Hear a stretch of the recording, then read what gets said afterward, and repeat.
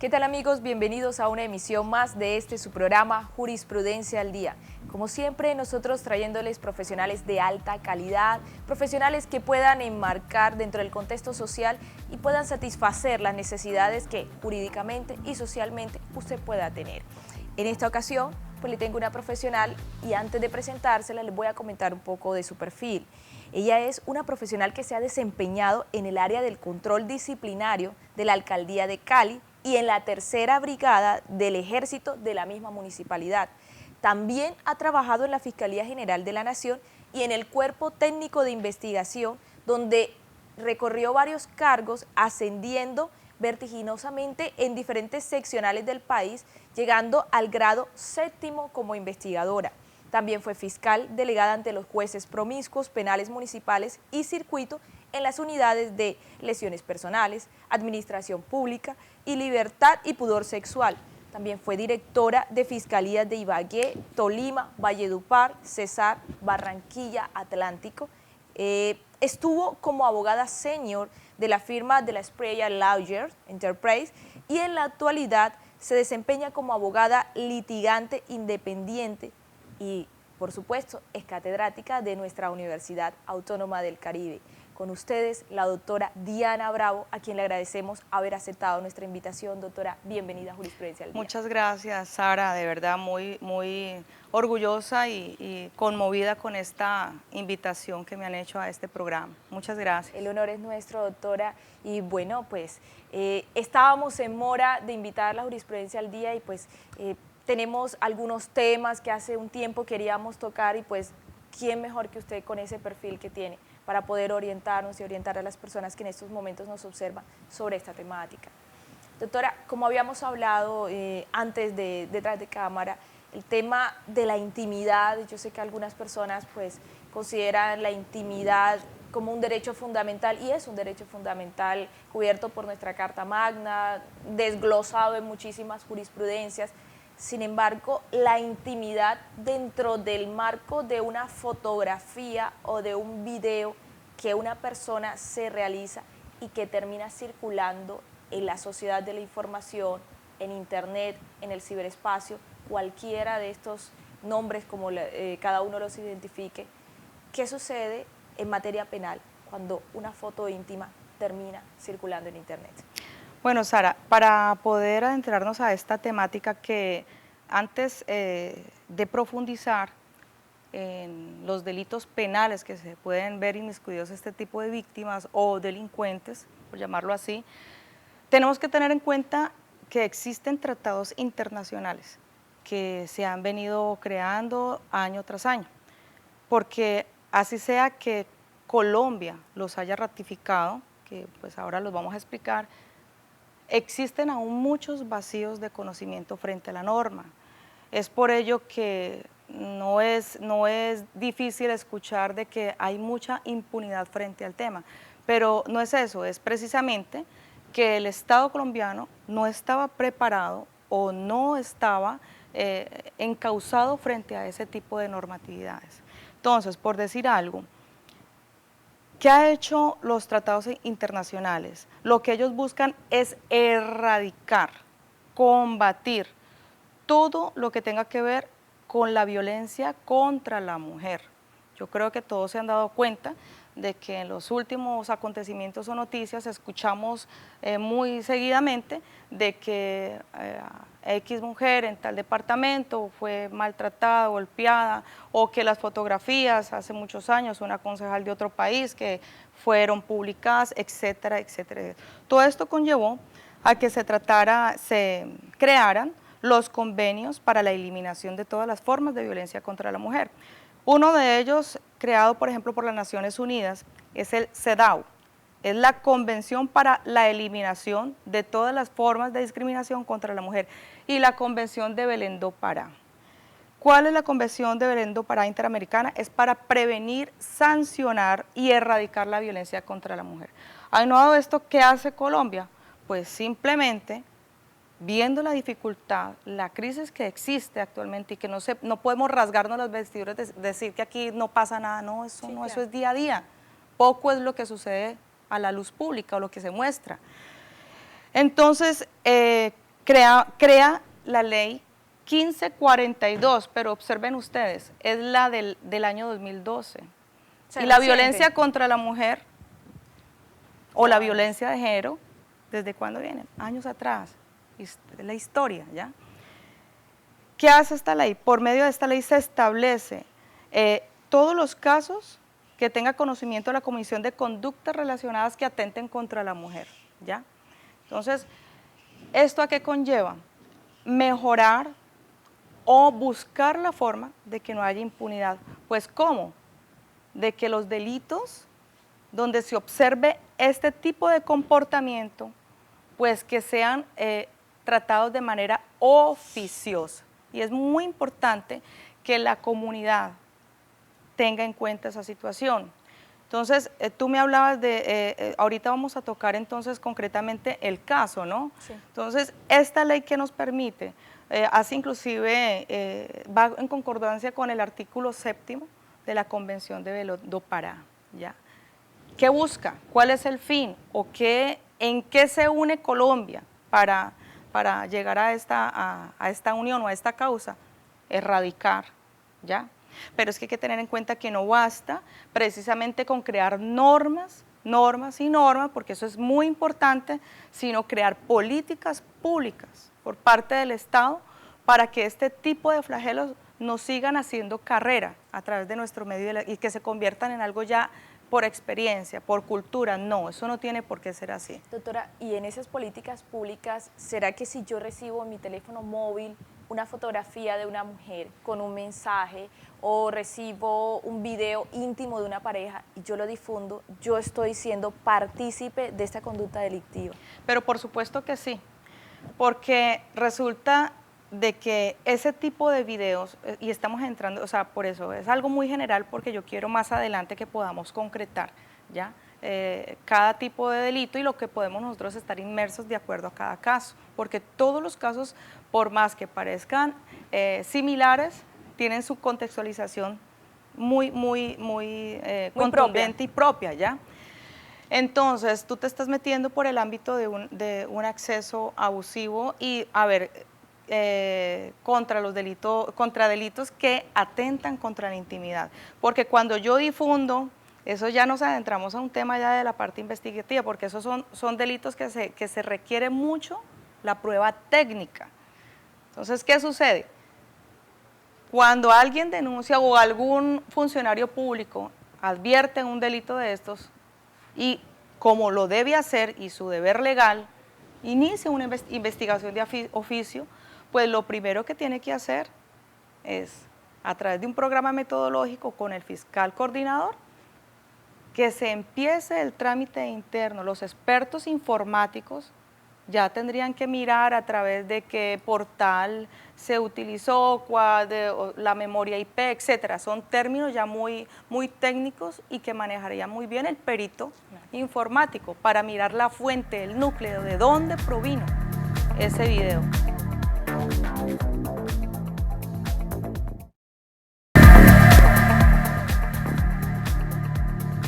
Les tengo la historia de una joven mujer y omitiré el nombre por cuidar y salvaguardar la intimidad de ella, pues ella convivía con su pareja, tenían problemas conyugales como pareja, ella era violentada muchísimas veces, era golpeada, era maltratada y pues había decidido terminar, suspender la relación y esta persona lo sabía. ¿Qué hizo? A escondidas de ella hizo unas fotografías con su teléfono móvil, unas fotografías íntimas estando ella desnuda. Cuando termina la relación, estas fotografías empezaron a aparecer en una red social, Facebook, con la variación de que las fotografías aparecían torso medio, cuerpo entero, pero se iban visualizando poco a poco, estaban las fotografías completas, pero poco a poco se iban visualizando la parte desnuda.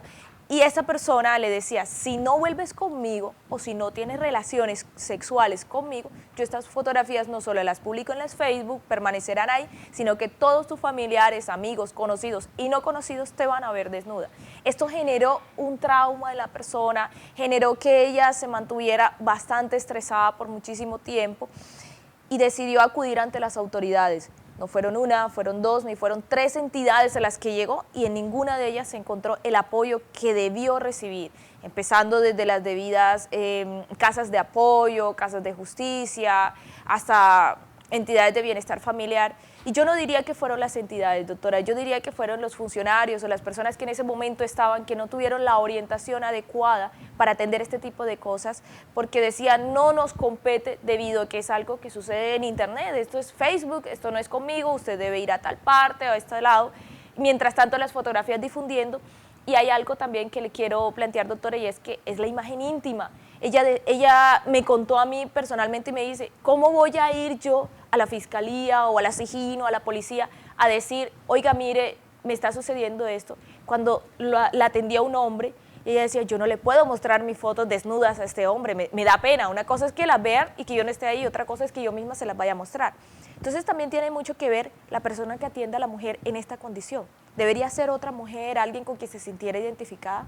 Mira, Sara, en este caso que tú has mencionado, o en esta historia que acabas de presentar, es muy importante tener en cuenta varios factores. El primero, que a grosso modo nos estamos encontrando frente a un delito, o sea, a un comportamiento de conductas pluriofensivas. ¿Por qué? Porque ya vamos a explicar. Cuando el personaje o la expareja de la víctima le manifiesta o le dice, la presiona para que ella vicie su comportamiento y haga lo que él quiere, estamos ante un delito que se denomina constreñimiento ilegal. Y observemos en el Código Penal, en el artículo 182, ¿qué dice el constreñimiento ilegal? El que fuera de los casos especialmente previstos como delito constriña a otro al hacer, tolerar u omitir alguna cosa, incurrirá en prisión de 1 a 2 años. Entonces, el funcionario público o los entes, las autoridades que pretendieron atender con una negativa a esta persona, simplemente están denegando justicia. Totalmente, de manera flagrante. Hay una denegación expresa de justicia. Una responsabilidad total, de ellos. Porque esta señora, el simple hecho de que nos encontremos con esa mera conducta, son comportamientos de mera conducta, ¿ya? Yo no requiero un resultado, ¿ya? Para ya estar inmersa como víctima dentro de un delito penal. O sea, hay una persona que está atentando contra la integridad moral y la intimidad de esta persona. Claro. Eso por un lado, ¿ya? Por otro lado, cuando ya nos adentramos a la exposición de unas fotografías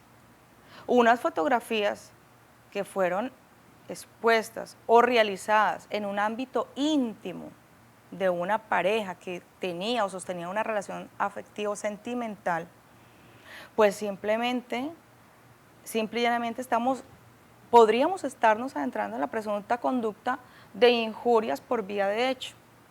Si bien es cierto, la injuria por vía de hecho es un delito querellable, también es cierto que con el preámbulo que nosotros hemos hecho al inicio de este programa, hablamos de los tratados y convenios internacionales.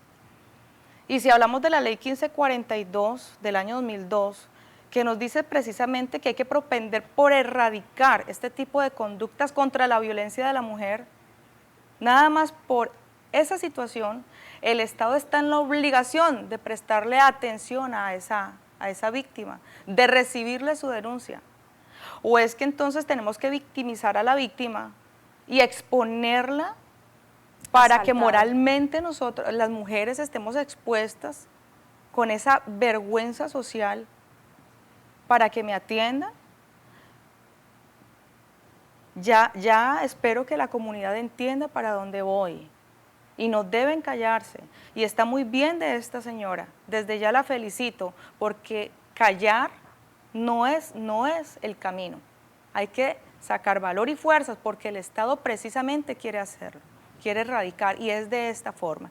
Entonces, es muy preocupante porque estamos hablando en este momento de dos delitos: constreñimiento ilegal es una conducta que se convierte precisamente en un delito, en un comportamiento de delito medio, ¿ya?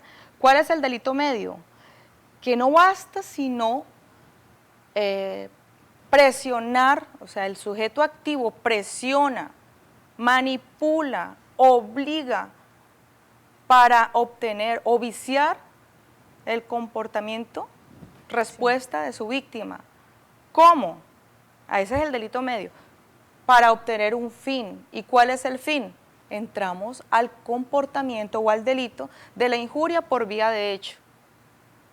Que esa sí es una conducta de resultado. Sí. Es una conducta de resultado porque ya se empieza a abrir una página, una red social, cualquier medio que exponga a esa víctima a la luz pública a través de unas fotografías que están vulnerando su intimidad y su moral, ¿ya? La está menoscabando. ¿Y qué podemos esperar de esa víctima cuando también toca puertas buscando justicia y esta persona le cierran? Pues eso simplemente, por fortuna, tenemos también, en un momento dado a cualquiera puede pasarle, porque no es precisamente por ejemplo, la Fiscalía. Hay excelentes funcionarios públicos en todos los lugares, en las alcaldías, etcétera, etcétera. Pero no todos los seres humanos tienen un comportamiento adecuado y ético frente a esa labor que por obligación están cumpliendo. Les atañe. ¿Ya? Entonces pueden acudir a la alcaldía distrital, a la oficina de la mujer, pueden acudir frente al comportamiento que es criticable del funcionario que está atendiendo, pueden acudir en algún momento pues a las entidades de control, llámese Procuraduría, llámese Personería, etcétera, etcétera, etcétera. Bueno, etcétera. doctora, pero en el caso de pronto alguien que nos está observando que puede o no ser víctima o conocer a alguien en estas circunstancias, es que es difícil para alguien llegar de pronto ante la fiscalía y decirle, oiga, es que usted está en la obligación de atenderme porque es un deber moral, es un deber ético y tiene que atenderme. ¿Sabe qué le van a decir, doctora? Permiso, señora, siguiente. Porque es lo que pasa, la justicia ha dejado de ser humana. La justicia ha dejado de ser de cumplir el objeto primario que debe tener, y es proteger a las víctimas o las personas en este tipo de condiciones que llegan vulnerables ante la justicia. Yo siempre lo he dicho, a veces llego a acompañar o por X o Y motivo estoy en alguna entidad donde se deben interponer denuncias, quejas, y veo las personas, veo el servidor público intratando a las personas y pues le digo, oiga, perdone, pero es que aquí la gente no vino a hacer visita ni vino a saludarlo a usted. Todo el que está aquí sentado es porque tiene una necesidad, tiene un problema y es una víctima, y la víctima merece un trato especialísimo, sobre todo de ese primer toque con el Estado, que es el servidor público con el que se encuentra. Entonces, esa persona que no la atiende, ponerse a decirle, oiga, atiéndame, usted está en el deber, es como complicado, y además que está en una situación en la que no está para estar discutiendo. ¿Dónde deberían ir o cuál es el paso que debe seguir alguien que está en esta situación? Como te lo dije, Sara, por fortuna tengo conocimiento que la alcaldía distrital tiene una oficina que atiende asuntos de esta índole para proteger a la mujer, ¿ya? Porque es que una cosa es la violencia contra la mujer en sí y otra cosa es la violencia o el delito que se comete contra la mujer por el solo hecho de ser mujer, violencia de género, ¿ya?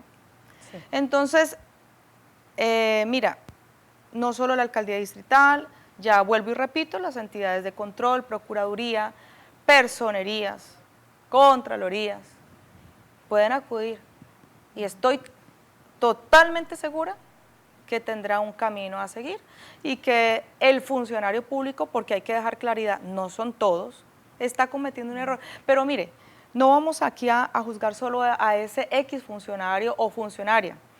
El problema, lo dijimos al inicio, Aquí se trata no solo de crear normas y normas y normas que queden hermosas en un papel, sino que el Estado ayude a crear políticas públicas encaminadas a ese tipo de formación para todos los congéneres que están o tienen la oportunidad de prestar su servicio y su labor a través de estas entidades públicas, porque es que no todo el mundo conoce esta situación. ¿Cómo se conocen o cómo se llevan a la luz pública, que es para el servicio de todos? Políticas públicas.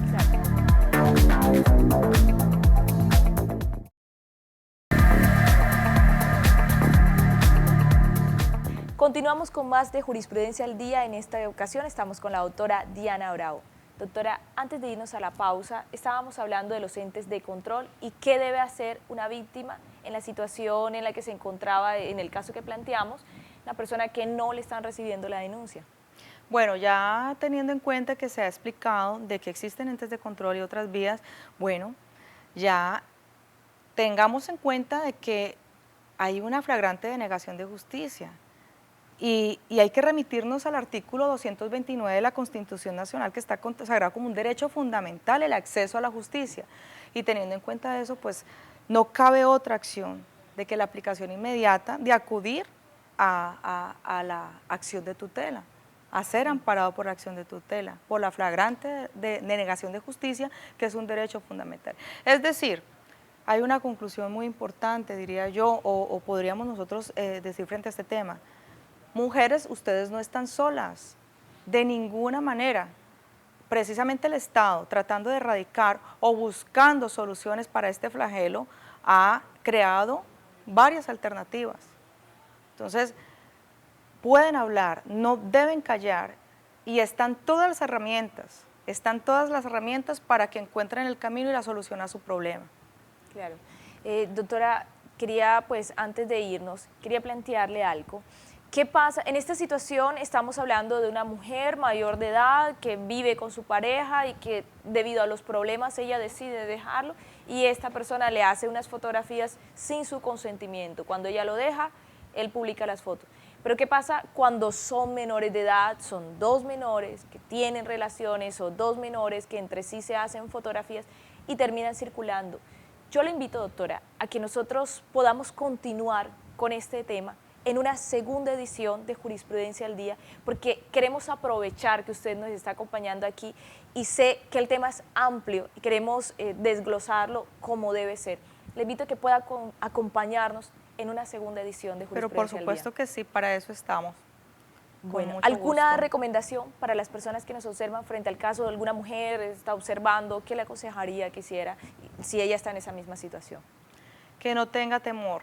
El peor enemigo en este momento, y obvio por la situación y la afectación moral que ha vivido por consecuencia a ese comportamiento delictual que han ejercido sobre la víctima, quiero decirle de que el Estado sí tiene herramientas, de que no todos los funcionarios públicos son personas que deniegan justicia, de ninguna manera. Hay personal probo, excelente, con alto sentido humano, y que lo importante es ponderar el hecho y el valor de no callar. Eso es lo importante, no callar. No callar, esa es la conclusión que nos deja la doctora Diana Bravo, a quien invitamos a que nos acompañe a una segunda emisión de Jurisprudencia al Día. Y usted recuerde nuestra cita semanal.